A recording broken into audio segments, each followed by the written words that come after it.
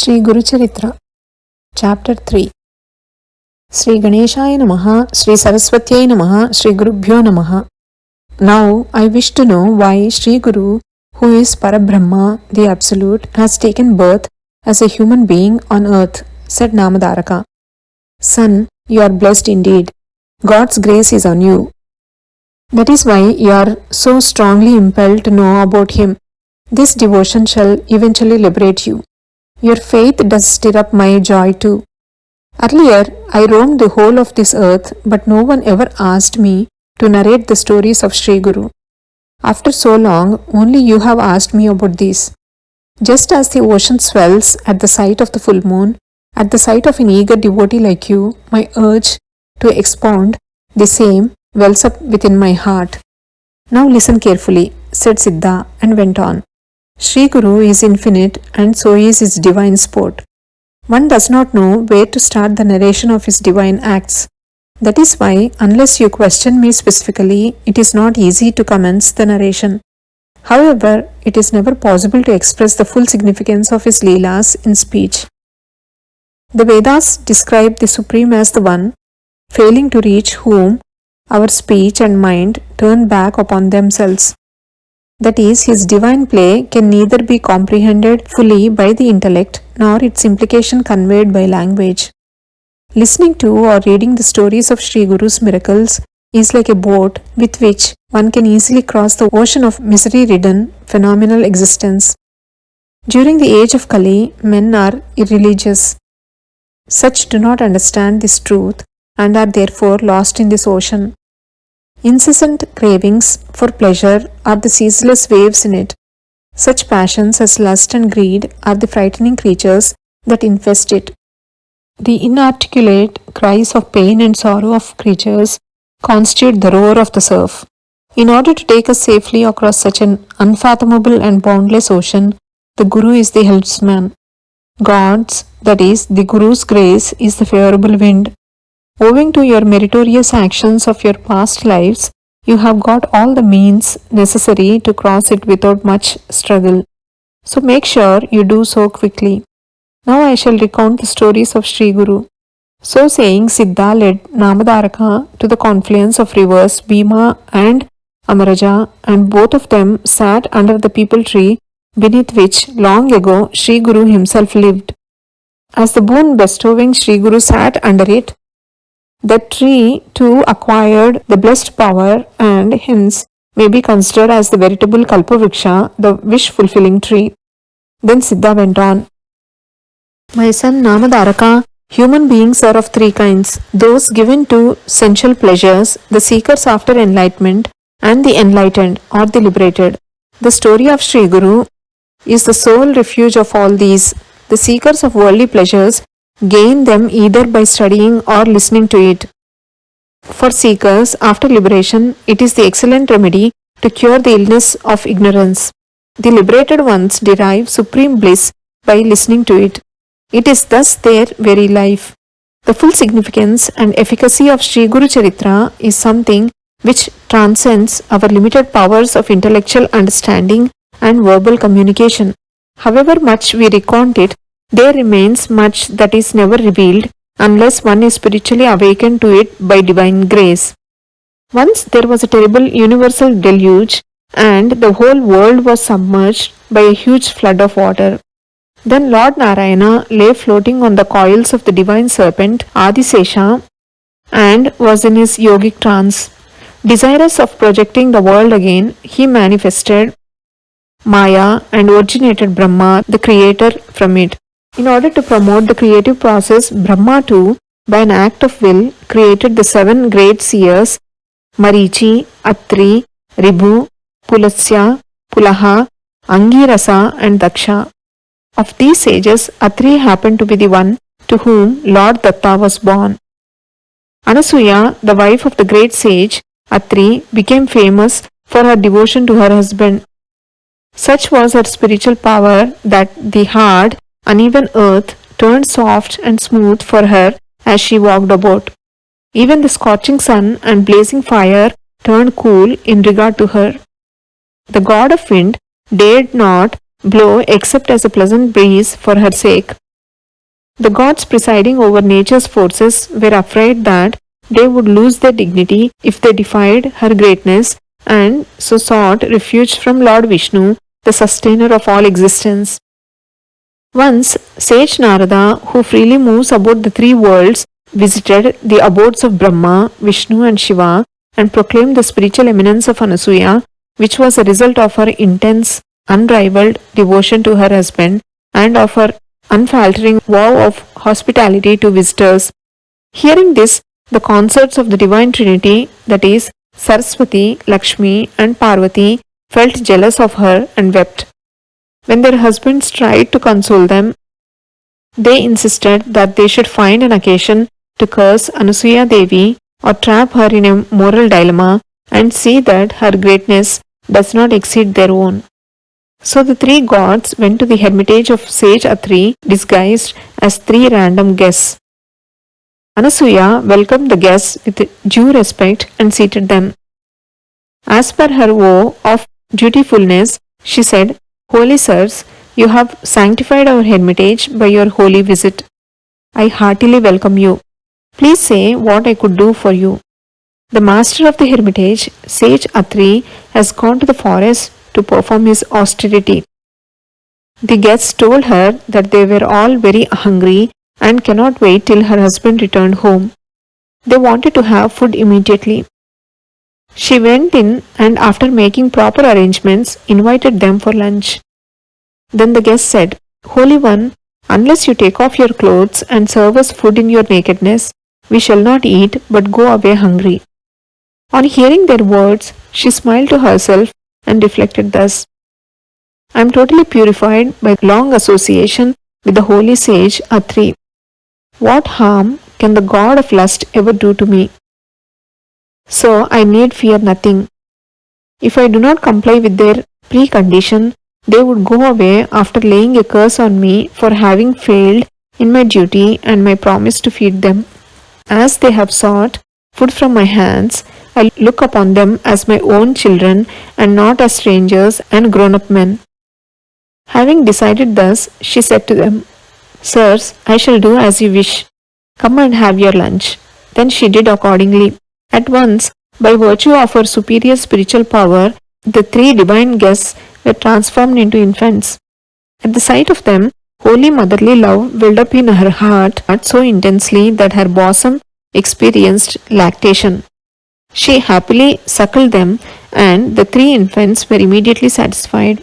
Brahma, Vishnu, and Shiva, as though exhausted with the tasks of creation, sustaining, and destruction, had all enjoyed perfect rest in her lap.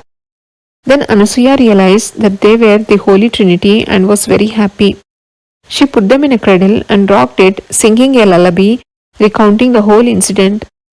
Sage Atri, who was on his way home, heard the song from a distance, and he knew what has transpired. On reaching the hermitage, he glorified the Trinity thus, "O thou Supreme Spirit, you are the ultimate cause for creation, preservation, and destruction. You are the witness of the whole universe, the omnipresent, all-pervading essence of all existence. You are Lord Vishnu. You are indeed the reality. But by your divine sport, you manifested yourself as the Holy Trinity for your own play. Though the universe is a projection of nescience of your real essence, it is not distinct from you. Only when perceived through the illusory sense of I and mine, it looks distinct from you." As he sang thus, even while the three infants were in front of him, they also appeared before him in their original forms and wanted him to seek a boon from them. He then looked meaningfully at his wife and said, "My dear, these holy ones cannot be reached even by the mind. They appeared here only by the power of your devotion. Tell them of your heart's wish." She replied, "My lord, you were created by Brahma for the promotion of the phenomenon of creation. Therefore, I shall be pleased if you pray to the one Lord that has appeared as this Trinity to live here as our sons." Sage Atri did so, and the one spirit, manifest as the trio, said, "O wise sage, I offer myself to you henceforth as your adopted son. Hence I am Datta. owing to the power of Anasuya's devotion, the Divine Trinity continued to live at the hermitage as her children. At the same time, they also left for their celestial abodes in their subtle forms and were united with their consorts. As Lord Vishnu gave himself up completely, the sage named Brahma, who was charming as Chandra, infant Shiva as Durvasa, and Vishnu as Datta. The children of Atri are called Atreyas. Thus, in order to denote that Datta was his son, he came to be called as Dattatreya. He is indeed the Supreme Lord himself, the goal of Vedas. He is of the nature of reality, awareness, bliss. He is the master of yoga and wisdom, the wish fulfiller of his devotees, and is ever ready to bless them at their mere thought of him. He wanders all over the creation. Durvasa was choleric in temperament. Still, he blesses others. Chandra sustains the worlds. The Supreme Spirit, henceforth known as Dattatreya, is indeed unbound by phenomenal existence. Yet in deference to a curse laid on him once by sage Durvasa, he ever abides on earth, assuming different human forms. This he does out of compassion for the creatures on earth and for the gods.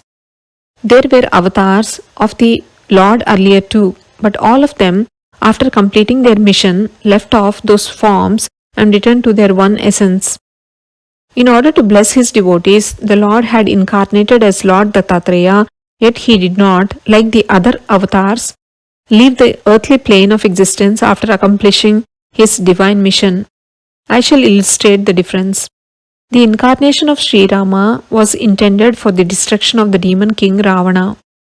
The avatar of Sri Krishna was intended for the annihilation of King Duryodhana and his wicked train. So, after the completion of those missions, Sri Rama and Sri Krishna had cast off their physical bodies and left for their heavenly abode. But the avatar of Dattatreya was intended for the welfare of all creatures. As this mission has to be carried out as long as the creation exists, he does not lay down his body and leave for his heavenly realm, but goes on wandering from place to place. Thus, Dattatreya is the eternal avatar of God's spirit of self-dedication to the salvation of all creatures. He manifests himself perennially at the perfect saints of all religions of the world.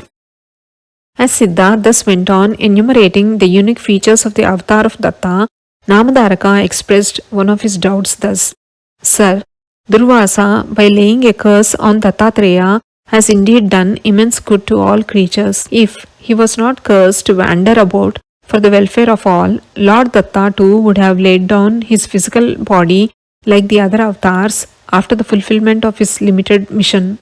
But tell me, why at all Durvasa cursed him? Besides, how could the curse affect him who is ever above all manifestation? Siddha replied, Son, the Supreme Lord is indeed ever unmanifest, but when invoked by the power of devotion of the faithful ones, he manifests himself on earth out of compassion for them. He is full of the spirit of endurance. Durvasa once cursed King Ambarisha, who was a devotee of Vishnu. Then Dattatreya requested Durvasa to transfer the curse to him, as he has pledged to take over himself the sufferings of his devotees. Durvasa did so, and thereby curse accrued to Vishnu, who manifested himself as Dattatreya. I shall recount the details of the story. Long ago, there was a king named Ambarisha who honored his guests as the veritable forms of Lord Vishnu. He scrupulously observed the vow of Ekadashi, the 11th lunar day, from either full or new moon day. The vow consists of fasting on Ekadashi and breaking the fast before noon on the next day of Dwadasi. Once, sage Durvasa wanted to test the righteousness of Ambarisha and arrived at his place with a large retinue of disciples on the morning of a Dwadashi and demanded food for all of them. Ambarisha happily invited them all for lunch. Durvasa then went to the river for oblations and deliberately delayed his return to catch the king in the horns of a dilemma. if in order to fulfill his vow he were to break his fast without waiting for the guests. It would amount to disrespecting the latter according to the religious law. As a way out of the dilemma, Ambarisha sipped a little holy water, tirtha, for the act may be interpreted as breaking the fast without insulting the guests. The next minute, Durvasa arrived and was wild with rage. He said, "As per the letter of the holy law, you have taken the holy water as food, leaving us the holy guests, and cursed Ambarisha thus. May you, in every one of your births, wander about without an abode. The correlation between the curse and the error committed to deserve it is that Ambarisha could not await in patience the arrival of the guest, and the curse ordains that its victim should likewise be deprived of any stability and comfort in all his future births." Ambarisha, being an ardent devotee of Lord Vishnu, the latter appeared on the scene and said, "O Durvasa, you being a great rishi, your curse cannot go in vain. But my devotee Ambarisha cannot stand it either, and it is my promise that I bear the burden of my faithful. You modify the curse so that I could suffer it in his stead." Durvasa pondered for a while. This Lord Vishnu is not easily accessible to devotees on earth. Hence, it is for the good of all if he, instead of Ambarisha, should wander about this earth. So he modified his curse accordingly. It is for this reason that the Lord Vishnu, as Dattatreya, has been wandering about in different forms all over this earth. The same Lord, as described in the Puranas, manifested himself as earlier as the divine fish, the divine tortoise, and others. Even this age of Kali, he manifested himself twice, even though these two avatars cannot be seen by the naked eyes of ordinary mortals in this wicked age. They respond to the call of devotees even today. In this age of Kali, even the good which is conceived of in the mind bears fruit within a limited time. Whereas in the case of sin, only when it is acted upon does it produce its fruit. It is only because in the age of Kali this facility exists that the Lord did not prevent. It is only because in the age of Kali this facility exists that the Lord did not prevent the spirit of Kali from manifesting himself on earth. How blessed are those, O Namadaraka, who live in a virtuous manner without allowing even a single evil thought even in this Kali age. Om Shri Ganeshaya Namaha, Om Shri Saraswatyai Namaha, Om Shri Gurubhyo Namaha.